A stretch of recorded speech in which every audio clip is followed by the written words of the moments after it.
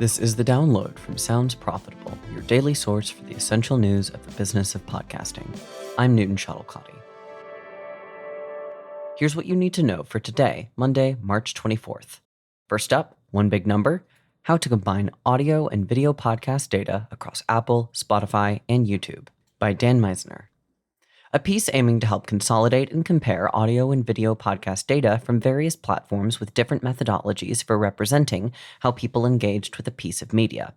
Apple Podcasts, for instance, tracks a play metric. According to Bumper's reporting, while a play seems similar to a YouTube view or Spotify stream, the true definition of an Apple Podcast play is a user hitting the play button, which is to say, if a user pauses an episode and then resumes twice throughout, that's 3 plays in one playback session. While the secret sauce of what constitutes a YouTube play remains secret, it's widely accepted that YouTube and Spotify's consumption metrics combine a play initiation along with a necessary threshold of media consumed before it counts as a play. While raw Apple plays might be different than Spotify and YouTube, Apple's episode retention data and listener count can be used to estimate an equivalent play metric, similar to how Spotify estimates streams. As a result, this is what Bumper uses to calculate Apple plays in their dashboard.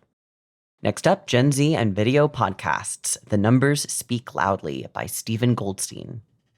Next week at Evolutions by Podcast Movement, Amplify Media founder Stephen Goldstein and Coleman Insights Vice President Jay Nuckless will debut the State of Video Podcasting 2025.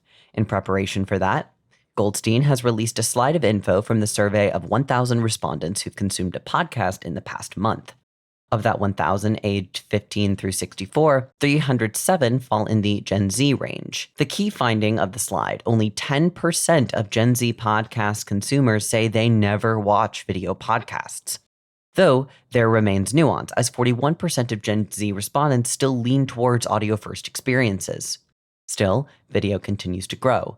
84% of the overall respondent pool engage with video podcasts on some level, showing it's not just a younger demographic fascination. Next, how generative AI is changing creator contracts to prevent brand and copyright risks by Antoinette Hsu. A rising number of agencies are updating creator contracts to include clauses specifically for AI protections. Open Influencer General Counsel Bill Rowley told Digiday agencies are seeking more transparency, and many clients are now requesting contractual clauses explicitly stating no AI was used in content creation, a trend accelerated by the inclusion of generative AI in industry standard tools, leading to unknowing publication of generated content.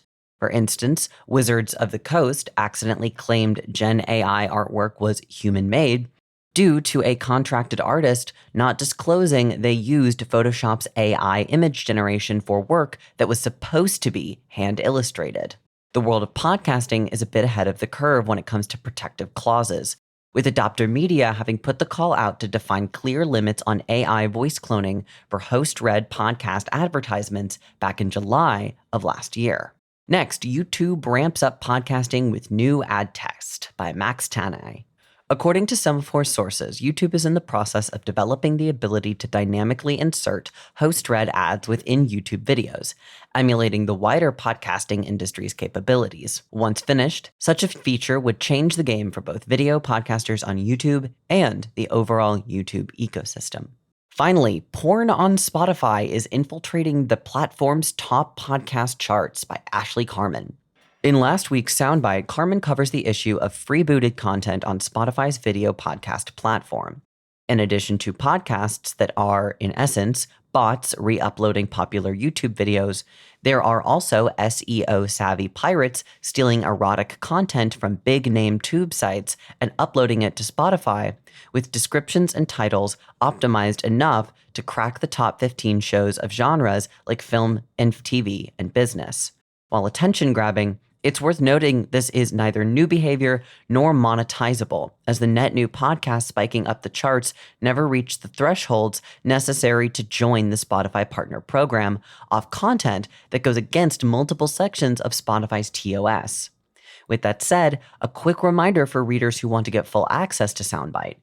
Sounds Profitable partner companies get access to a 33% discount at Bloomberg. If interested, send us a reply or hit us up in the Sounds Profitable official Slack server to learn more. As for the rest of the news, the Globe and Mail has published their inaugural ranking of top growing women-led companies, and branded podcast agency Quill has taken the top spot with 4,186% growth in the past 3 years. Podscribe has announced a new integration with Faring to enable viewing pixel, promo, and post-purchase survey results all in one place without manual data reconciliation.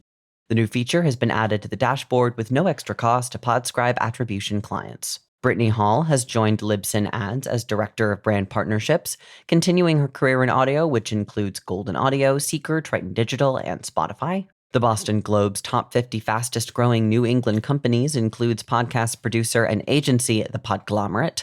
Anjali Sood, CEO of Fox's free ad-supported streaming platform Tubi, is now on the board of directors for SiriusXM. Station has announced official integration with Spotify Open Access, allowing users with Station subscriptions to access their paid content seamlessly in the Spotify ecosystem. And Flightpath, a predictive analytics platform, has announced a partnership with YEA Media Group to provide them deeper insights on inventory and campaign performance. Be sure to check out the links to every article mentioned right in your podcast listening app or at soundsprofitable.com, where you can also subscribe to the newsletter version. The download is written and produced by me, Brian Barletta, Gavin Gaddis, and Tom Webster. For Sounds Profitable, I'm Newton Shuttlecotty. Download us again tomorrow.